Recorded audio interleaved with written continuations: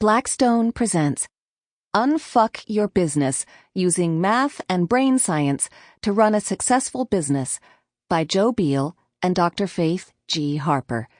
This book is read by Joe Biel. Prologue.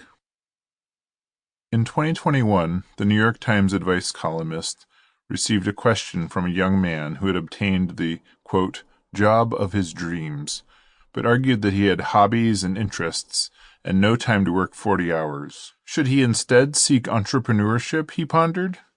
I laughed out loud. The purest definition of entrepreneur is someone who works 80 hours a week so they can avoid working 40. If he doesn't have time to work full-time, he certainly doesn't have time to work double-time as an entrepreneur, let alone as he simultaneously funds his startup and gets it off the ground. Books like The 4-Hour Workweek and The $100 Startup have seduced our culture with the notion that entrepreneurs rake in the cash while sitting around eating bonbons on the beach. In reality, most entrepreneurs work more, borrow more, and fail more often than people with conventional jobs. The Gallup Index reported in 2018 that 57% of business owners work 6 days per week.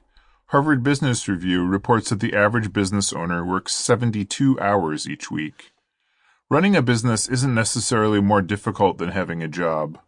Burned Out Achiever sent a Dear Prudence letter to Slate that frames this issue magnificently.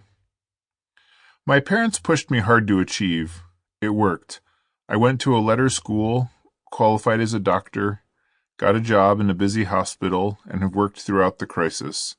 Today, I'm pushing 30, more than $500,000 in debt, exhausted, and stuck in a misogynistic work environment where people treat me like dirt on a daily basis. By comparison, my brother ignored my parents completely, dropped out of school at 16, and is basically your classic stoner.